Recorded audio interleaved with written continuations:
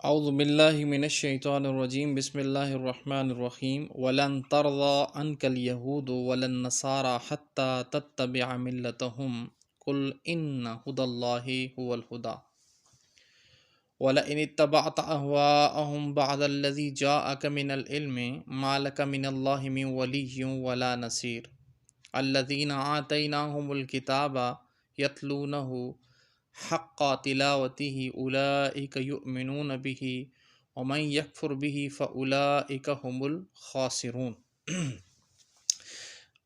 حق اور باطل کے اندر سمجھوتے کے حوالے سے اللہ سبحانہ و تعالیٰ کی ذات اہل ایمان کو بھی یہ بات سمجھا رہے ہیں، لیکن اہل ایمان سے پہلے اللہ اہل علم کو یہ بات سمجھا رہے ہیں۔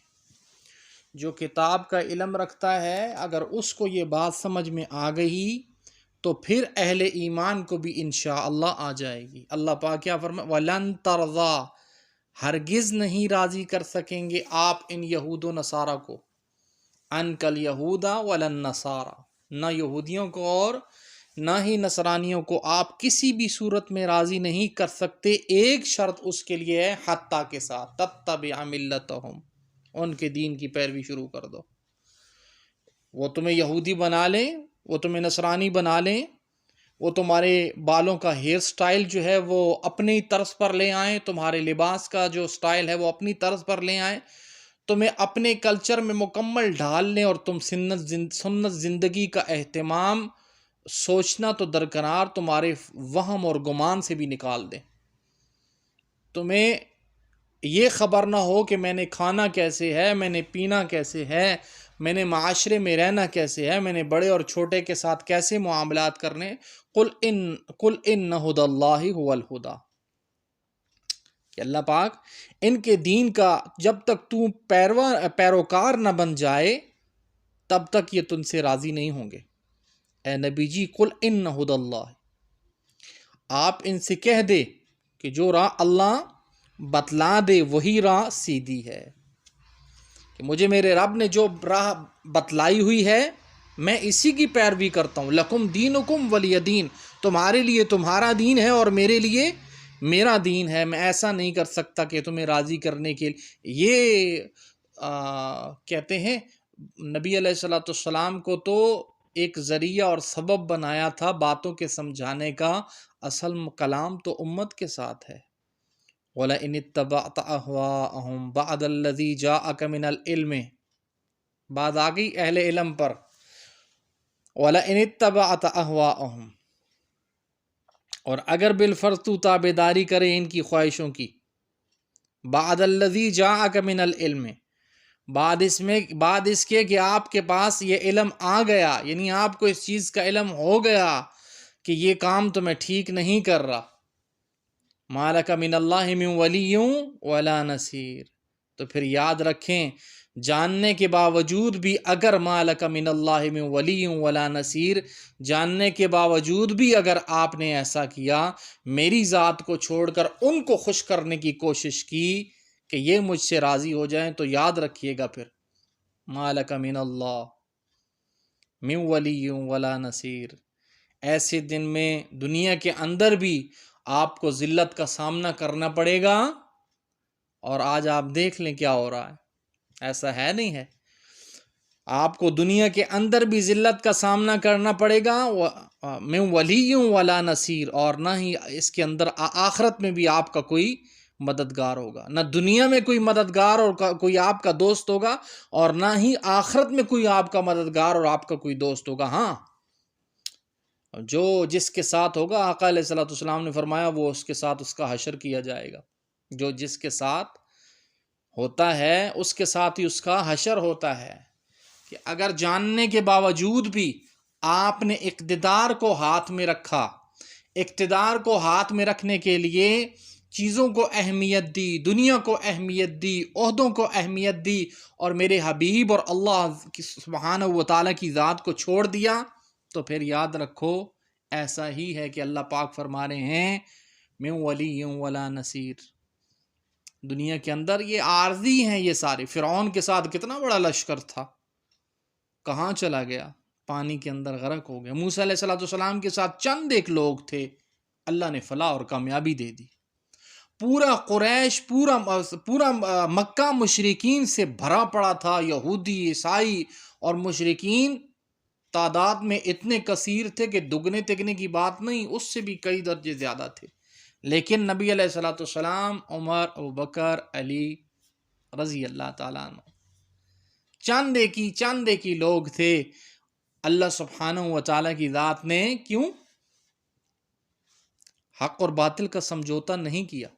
حق اور باطل کا سمجھوتا نہیں کیا.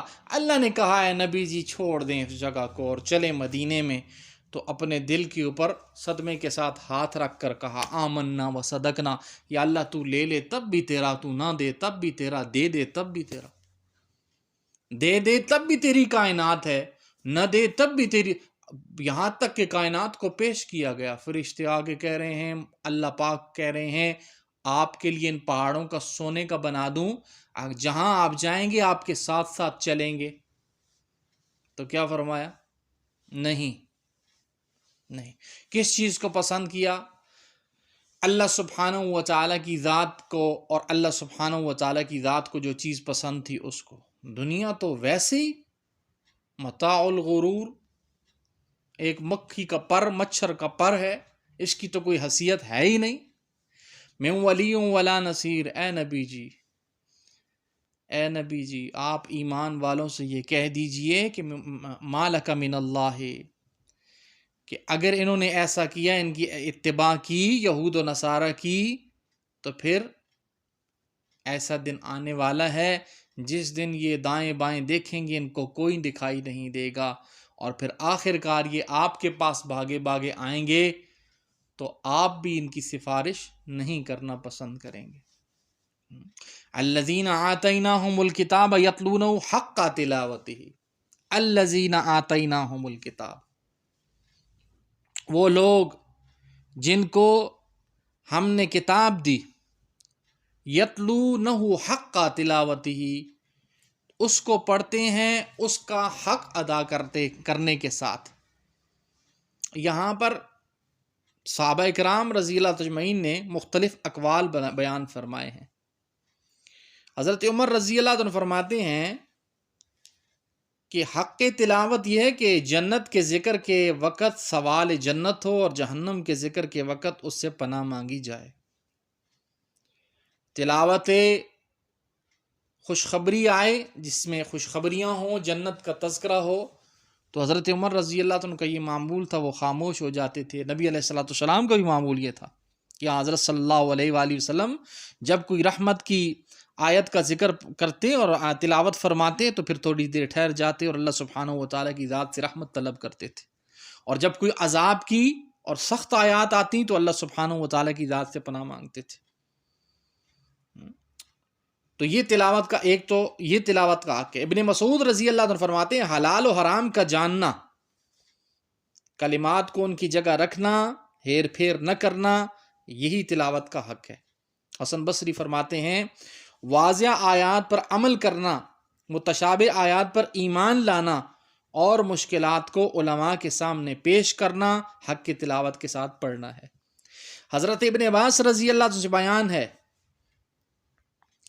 وہ فرماتے ہیں اس کا مطلب اتباع بجا لانا ہے. اتباع بجا لانا. موسیٰ اشری رضی اللہ تعالیٰ عنہ فرماتے ہیں قرآن کی اتباع کرنے والا جنت کے باغیچوں میں اترنے والا ہے.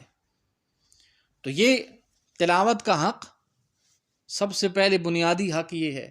قرآن بتا رہا ہے مجھے اور آپ کو کہ جو اس کتاب کی جو حق ہے وہ ادا کرو. تو علماء فرماتے ہیں قرآن پاک کا حق کیا ہے؟ تلاوت کا حق نہیں کہہ رہا، قرآن پاک کا حق کیا ہے؟ سال میں اس کو 2 مرتبہ ختم کرنا. قرآن پاک کا حق ہے سال میں اس کو 2 مرتبہ ختم کرنا. ایک بات.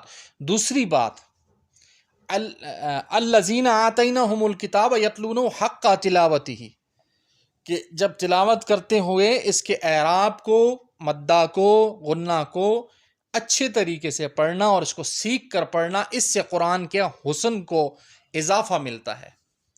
قرآن کے پڑھنے میں حسن کو اضافہ ملتا ہے. مطلب کہ ایک پڑھا آپ نے انا اعطیناک الکوثر فصلی لربک وانحر، ایک آپ نے پڑھا انا اعطیناکل کوثر، سا کا مخرج جدا، تو کا مخرج ادا، جدا، مدہ جدا اور غنہ جدا، ٹھیک ہے.